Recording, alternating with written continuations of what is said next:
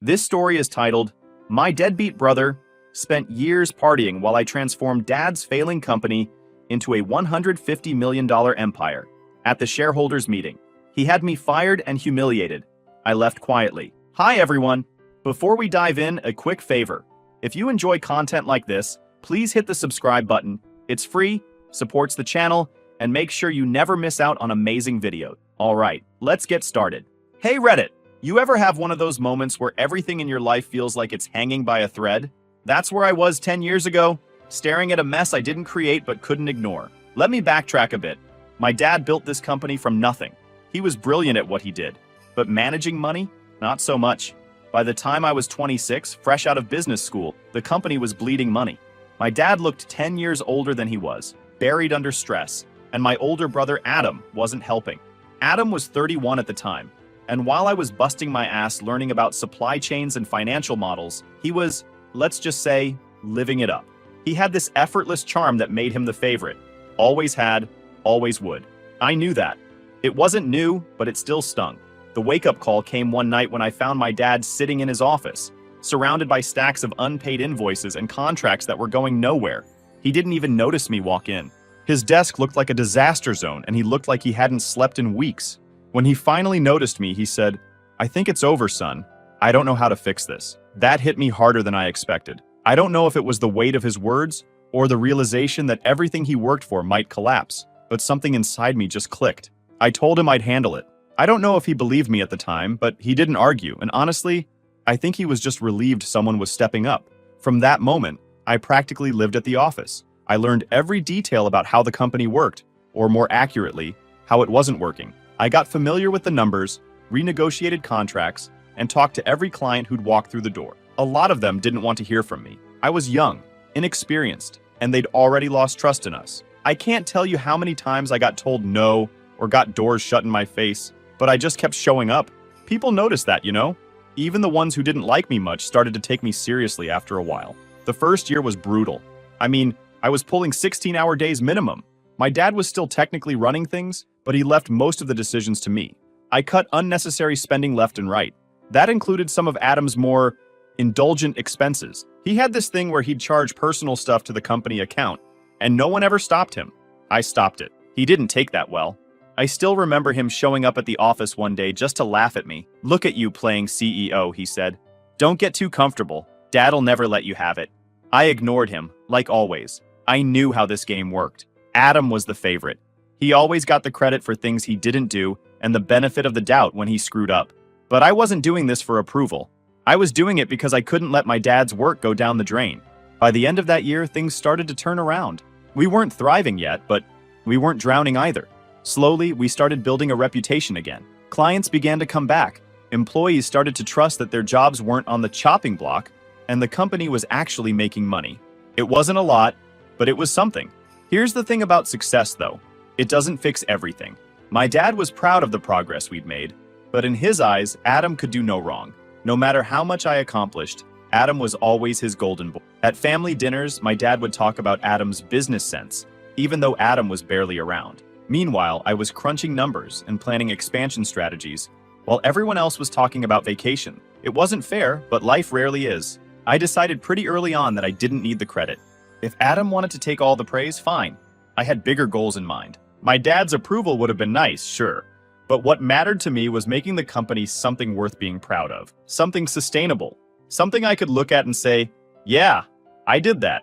In the years that followed, the company transformed. We started offering new services, developed some tech solutions that set us apart, and expanded into markets we never thought we could reach. Revenue grew steadily, from scraping by to hitting 8 figures and eventually crossing into 9.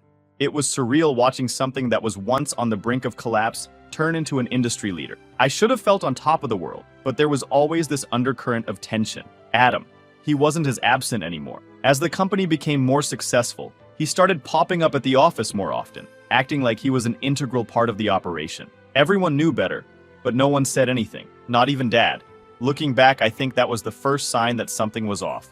Adam didn't like that the spotlight wasn't entirely on him anymore. He'd joke about how I was too serious or needed a life outside the office. But behind those jokes, there was this edge to him, like he was gearing up for something. I didn't know what, but I could feel it. Still, I kept my head down and focused on the work. I wasn't about to let his insecurities derail what I'd spent years building.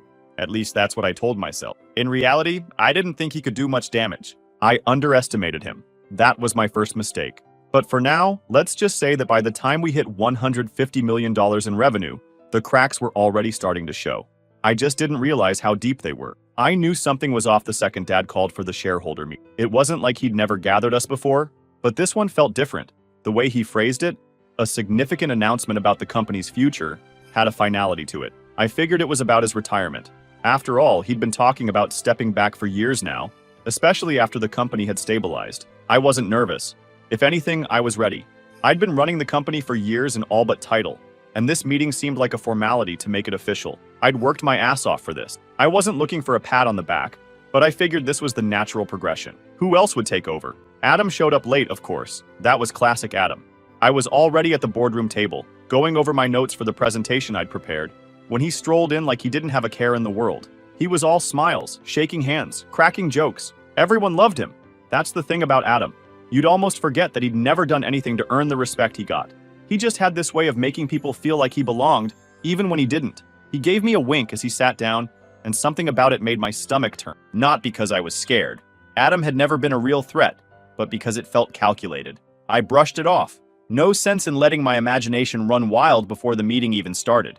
Dad walked in a few minutes later, looking tired but determined. He gave his usual spiel about the company's history, how much it meant to him, how proud he was of what we'd achieved. It was a bit over the top, but that was Dad. He liked to set the stage before dropping the big news. When he finally got to the point, he stood up, adjusted his glasses, and said, "It's time for me to pass the torch." He paused, looking around the room like he was waiting for applause or something. After much consideration, I've decided that Adam will be the new CEO. I swear, time stopped for a second. My brain refused to process what I'd just heard. Adam? CEO? Surely this was a mistake. I looked at Adam and he was grinning ear to ear. Not surprised, not caught off guard, grinning. That's when it hit me. He'd known. He'd known all along. I didn't have time to dwell on it because Dad kept going. "I believe Adam embodies the leadership qualities this company needs to move forward," he said. Leadership qualities? The guy who could barely show up to meetings on time? The guy whose biggest contribution to the company was draining the entertainment budget for years? Before I could say anything, Adam stood up, holding a folder. "I'd like to take a moment to address something important," he said, his tone all businesslike, which was laughable coming from him. He opened the folder and started flipping through pages, making a big show of it. "Over the past few months," he began, "I've come across some troubling discrepancies in the way certain decisions have been made." He glanced at me, then at the board members, as if he was trying to gauge their reactions. "It appears that my brother has been operating outside his authority." I couldn't believe what I was hearing. He went on to accuse me of making unauthorized deals, overstepping my role, and jeopardizing the company's reputation. He painted a picture of me as this reckless, power-hungry figure who'd been running wild while Dad was distracted. It was all so carefully worded, just vague enough to sound plausible without offering any real evidence. I opened my mouth to defend myself, but Dad cut me off. "Let him finish," he said, his voice calm but firm. Adam wrapped up his little performance by saying, "I only bring this up because I care deeply about the company's future, and I want to ensure we maintain the highest level of integrity." Integrity? Coming from Adam? The irony was almost too much to handle. By the time he was done, the room was silent. All eyes were on Dad, who took a deep breath before saying, "After reviewing the situation, I've decided to terminate Marcus's employment effective immediately." And just like that, my world came crashing down. Security guards appeared out of nowhere, standing by the door like they were waiting for the signal to drag me out. I didn't fight it. I didn't even say anything. What was there to say? The decision had been made long before this meeting, and I'd walked right into their trap. As I gathered my things, Adam leaned over and said, just loud enough for me to hear, "Nothing personal, little brother, just business." That was the moment I realized this wasn't just about the company. This was about him proving something. To me, to Dad, to everyone who'd ever compared us. He didn't care about the company's future. He cared about taking it from me. I walked out of that boardroom with as much dignity as I could muster, but inside I was boiling. Not just because I'd been blindsided, but because Adam had managed to turn years of hard work into a weapon against me. He hadn't just taken the job, he'd taken the narrative. By the time I got to my car, my phone was already blowing up. Texts from colleagues, friends, even a few board members who were shocked by what had happened. I ignored them all. I needed to think. The drive home was a blur. I kept replaying the meeting in my head, trying to figure out how I'd missed the signs. Looking back, they were all there. Adam showing up at the office more often, Dad being unusually secretive, even the way some of the board members had been acting distant lately. I'd been so focused on running the company that I hadn't seen the storm brewing right under my nose. When I got home, I sat in the dark for hours, trying to make sense of it all. How could Dad, the man who'd watched me pour my life into this company, choose Adam? Was it loyalty, blind favoritism, or was I just that replaceable in his eyes? Whatever the reason, one thing was clear. I was out, and Adam was in. But here's the thing about Adam. He's good at playing the part, but he's terrible at understanding the stakes. While he was busy celebrating his win, he didn't realize that I wasn't walking away empty-handed. Far from it. I had spent years building more than just a company. I had built leverage, and while they were busy plotting my downfall, they didn't bother to check just how deep my roots ran. That night, I made a decision. I wasn't going to fight Adam directly.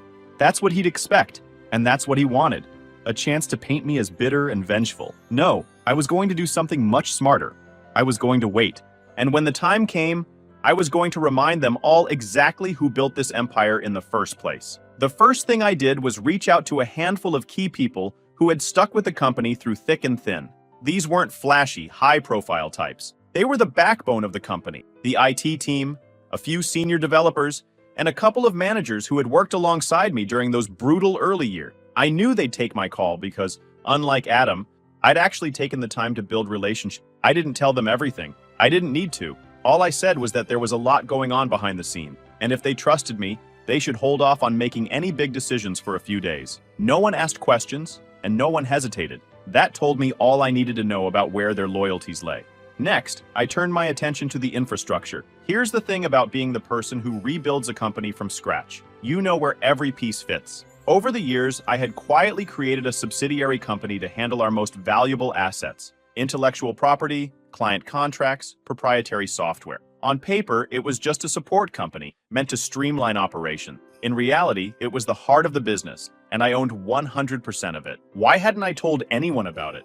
Because I knew something like this would happen eventually. Maybe not exactly this, but I always had a feeling that Adam would try to pull some power play.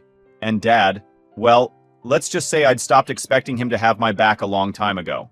With everything in place, I spent the rest of the weekend gathering receipts. Metaphorically speaking, I went through years of documentation, emails, contracts, and financial records, compiling evidence of Adam's negligence, mismanagement, and outright shady behavior. Some of it was small stuff, like frivolous spending and missed deadlines. Other things were bigger: side deals with competitors, questionable transactions, and decisions that had put the company at risk. By Sunday night, I had a folder so thick it could have stopped a bullet. That wasn't the end game, though. My goal wasn't to destroy Adam outright. That would have been too easy, and honestly, it wouldn't have fixed anything. My goal was to remind everyone, Adam, Dad, the board, why I was the one who had turned the company around in the first place. Monday morning rolled around, and I woke up earlier than usual. Not because I had anywhere to be, but because I wanted to watch the fallout in real time. I brewed some coffee, set up my laptop in my home office, and logged into the company's internal network. Yes, I still had access. You'd think a guy like Adam, with all his leadership qualities, would have thought to revoke my credentials immediately. But no. The first thing I did was activate the failsafe I'd built into the system years ago. It wasn't anything malicious, no viruses or anything like that. It was just a little script that redirected all internal communications to a secure server I controlled. Emails, memos, meeting invites. It all flowed through me. Then I turned my attention to Adam's computer. Again, no hacking required. He hadn't even bothered to change his password. It was still the same one he'd been using since college. I uploaded a video file to his desktop and set it to autoplay the moment he logged in. The video? A highlight reel of his worst decisions, complete with timestamps and supporting document. It wasn't flashy or over the top, just a cold, hard reminder of his incompetence. By 8:15 a.m., the chaos had begun. I watched through the security feed as Adam strolled into the office, looking smug as ever. He sat down at the CEO's desk, powered up his computer, and leaned back in his chair like he owned the place. A second later, the video started playing. At first, he looked confused. Then his face turned red. He slammed the keyboard a couple of times trying to close the file, but it wouldn't budge. Every screen in his office displayed the same video on loop. Meanwhile, the notifications started. One by one, emails began flooding the inboxes of board members, department heads, and key investors. Each email contained a piece of evidence I'd collected, accompanied by a short explanation of how Adam's actions had hurt the company. I made sure to keep the tone professional. No accusations, just facts. Down in the lobby, federal agents walked in. I'd tipped off the authorities about some of Adam's more questionable financial activities, and they were eager to have a chat with him. The cherry on top? An email from the IT department announcing their resignation. They had all signed contracts with my subsidiary and were officially no longer employees of the company. The email ended with a simple line: "We stand with the person who built this company." I watched as Adam tried to keep it together. He called for IT support, but no one answered. He called Dad, but Dad's phone went straight to voicemail. He even tried to call me at one point. I didn't pick up. By mid-morning, the board had convened an emergency meeting. Adam was summoned, and from what I could see on the security feed, it wasn't a friendly chat. I didn't need to hear what was said in that room to know how it ended. By noon, Adam was escorted out of the building. Watching it all unfold, I didn't feel smug or vindicated. If anything, I felt calm. This wasn't about revenge, it was about balance. Adam had spent years coasting on charm and manipulation, but when it came down to it, he couldn't back it up. And Dad? Well, he'd made his choice. I had no idea what would happen next, but one thing was certain. The game had changed. And for the first time in a long time, I was holding all the cards. It didn't take long for the news to spread. By the afternoon, employees were whispering about federal agents showing up, IT walking out, and the CEO being escorted out of the building. In the age of instant communication, this kind of chaos doesn't stay contained. By the next morning, rumors had turned into headlines. Company scandal rocks leadership team. No names yet, but everyone internally knew who they were talking about. The stock price tanked. It wasn't a gradual drop either. It was a free fall. Investors started pulling out as soon as they realized the company's core assets were no longer under its control. That was by design, of course. The subsidiary I'd created to house all of it had been legally independent for years, and now it was the backbone of my new operation. Adam had inherited a shiny, empty shell. Meanwhile, I kept my head down. I wasn't about to pop up in the middle of this and look like the guy rubbing salt in the wound. I'd already done enough to destabilize Adam's so-called leadership. The next move wasn't about me, it was about the people who actually made the company work. That morning, I sent out an email to all employees. It was short and to the point. Subject: a new opportunity. To all current staff, you've seen the events of the past day. Many of you are probably feeling uncertain about your future. I want you to know that your hard work and dedication haven't gone unnoticed. I'm offering you the opportunity to join a new organization, where your contributions will be valued, your jobs will be secure, and you'll be working under leadership that prioritizes innovation and integrity. Your roles and benefits will remain intact, with enhanced support and opportunities for growth. If you're interested, you can find more details here. Link. No pressure. This is entirely your choice. Thank you for everything you've done. You deserve better, and I hope to provide it. Marcus. By the end of the day, my inbox was flooded with replies. People weren't just signing on, they were thanking me for giving them a way out. It was surreal, reading messages from folks who had stuck with the company through its darkest times, telling me they believed in me, not the organization that had just imploded. Over 93% of the staff accepted the offer within hours. Adam, on the other hand, wasn't faring so well. By midweek, the investigation into his financial activities had gone public. That's when the real dirt started coming out. Turns out, he'd been siphoning money through fake vendor contracts for years. He'd also been cozying up to competitors, selling them client information in exchange for under-the-table payments. I knew about some of it, but seeing it all laid out in black and white was staggering. The authorities moved quickly. Adam was formally charged with fraud, embezzlement, and a laundry list of other offenses. He was released on bail, but his reputation was in shambles. The media had a field day, painting him as the poster child for nepotism gone wrong. Every detail about his antics, the parties, the reckless spending, the backroom deals, was dragged into the spotlight. And then there was Dad. He went radio silent for the first few days, probably trying to process what had just happened. I can only imagine what it felt like for him. Realizing the son he'd trusted and favored for decades had turned out to be a liability of epic proportion. The board wasn't spared either. The investors who'd stuck around demanded answers, and the remaining members were scrambling to do damage control. But what could they say? The foundation of the company had been ripped out from under them. Everything that made the business valuable was now part of my new operation. That week, I held a meeting with the leadership team of my new company. These were the people who'd followed me out of the chaos: the IT director, the head of operations, a few key managers, and the core development team. We sat around a conference table in the new office space I'd quietly secured months earlier. It wasn't flashy, just a functional, modern setup with enough room to grow. "First order of business," I said, "is making sure everyone feels stable here. No surprises, no gimmicks. We've all been through enough of that." Heads nodded around the table. I could see the relief in their faces. For years, they'd been caught in the crossfire of bad decisions and favoritism. Now, they had a chance to do their work without the constant fear of what Adam might screw up next. The transition wasn't without its hiccups.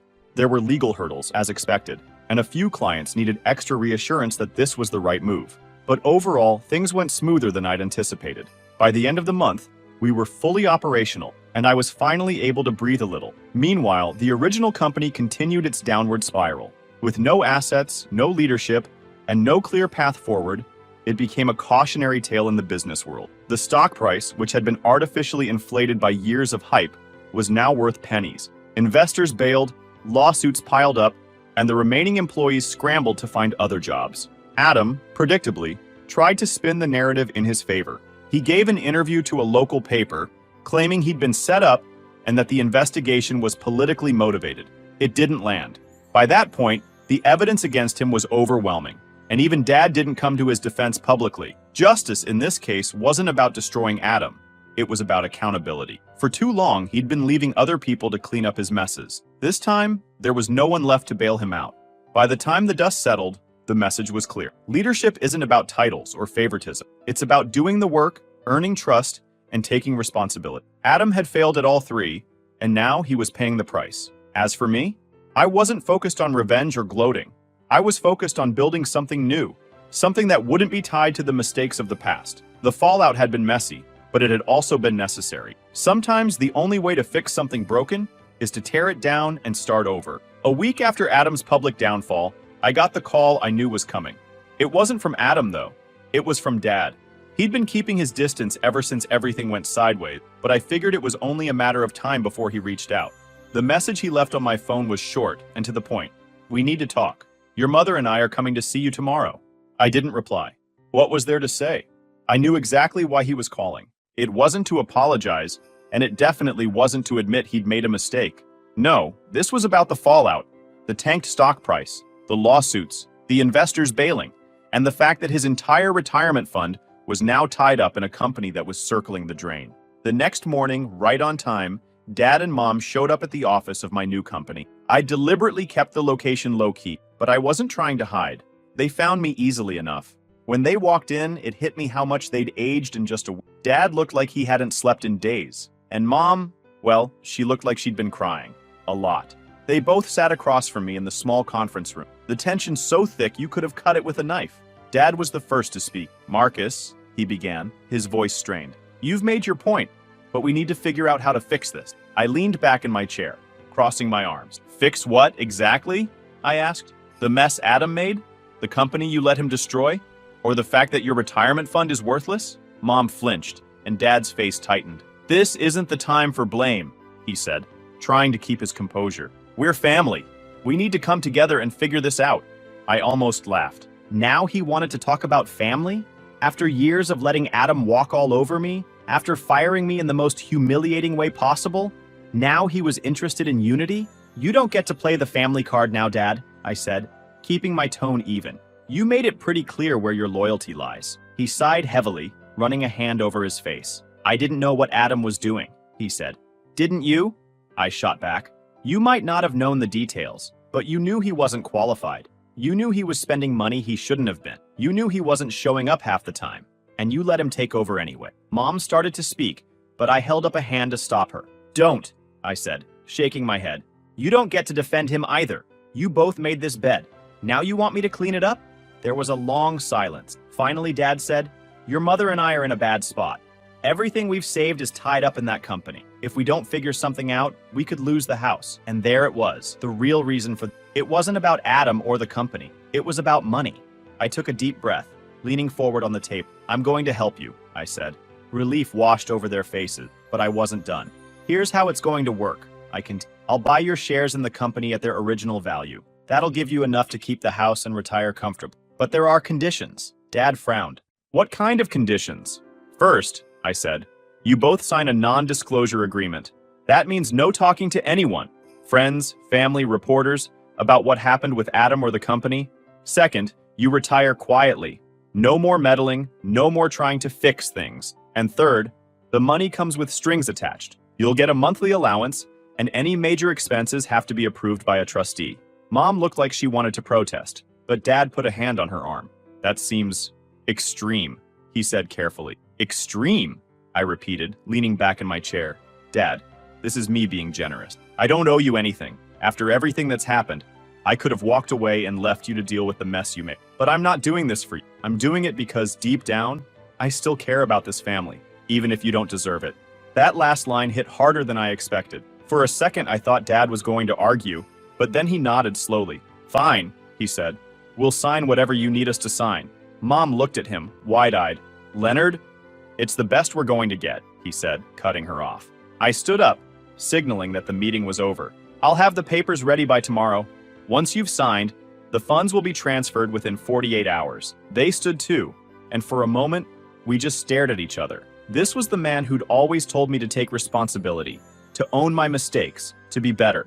And here he was, broken and defeated, asking for a bailout from the son he'd overlooked for years. As they left, Dad turned back and said, "You're a better man than I gave you credit for." I didn't respond. Words didn't mean much to me anymore, not from him. When the door closed behind them, I sat back down and stared at the table for a long time. This wasn't the victory I'd imagined. It didn't feel like a victory at all, but it was necessary. Sometimes doing the right thing doesn't feel good. It just feels like closure. The day my parents signed the papers, I didn't feel relief or satisfaction, just a strange kind of emptiness. It was done. They'd agreed to the terms, and the money was on its way to them. I knew it was the right thing to do, but it didn't feel like a win. If anything, it felt like I was finally putting an end to something that had been broken for years. But life doesn't pause for reflection. While my parents settled into their new financial reality, I had a company to run. A company that, for the first time, was entirely my own. The transition from the old company to my new venture had been smoother than I expected. Most of the staff came over willingly, and the clients who mattered stuck with us. It wasn't just loyalty. They knew the value of the relationships we'd built and the systems we'd created. If anything, the chaos surrounding Adam's downfall had only solidified their trust in me. They saw who the real driving force behind the company had been all along. One of the biggest changes I made was how we operated as a company. I'd learned a lot from the mistakes of the past, especially about transparency and communication. Under the old regime, decisions were often made behind closed doors, and people were left scrambling to adjust without any real explanation. I wanted to do things differently. We started having weekly all-hands meetings where I laid out everything: progress, challenges, upcoming goals. No fluff, no corporate jargon, just straight talk about where we were and where we were headed. The first few meetings were a little awkward. People weren't used to that level of openness, and I could tell some of them were waiting for the other shoe to drop.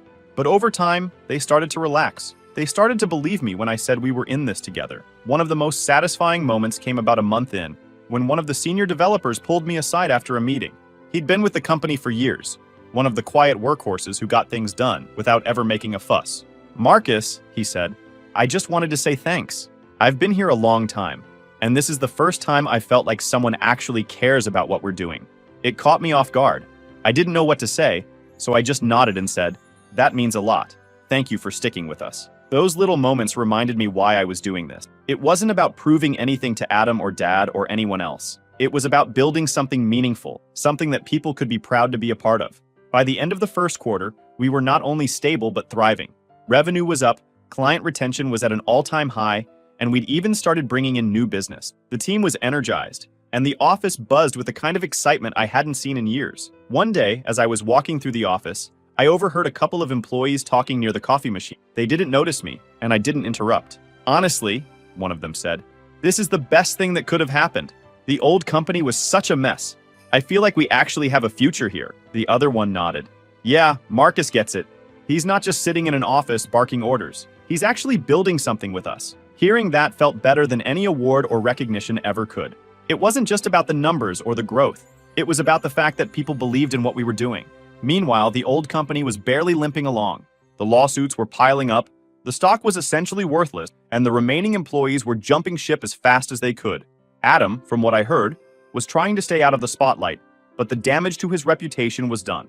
He was no longer a name anyone wanted to be associated with. By the 6-month mark, The new company had established itself as a leader in the industry. We weren't just surviving, we were innovating. We launched a new product line that streamlined logistics for small businesses, and it took off faster than we'd anticipated. It felt like everything I'd been working toward for the past 10 years was finally coming together. For years, I'd been fighting to prove myself, to Dad, to Adam, to everyone who'd ever doubted me. But in that moment, I realized I didn't need to prove anything anymore. I'd built something real, something that would last, and for the first time in a long time, I felt at peace. Now, it's been 3 years since everything went down, and if I'm being honest, I still think about it sometimes. Not in a regretful way, but in that, how did I even survive that kind of way?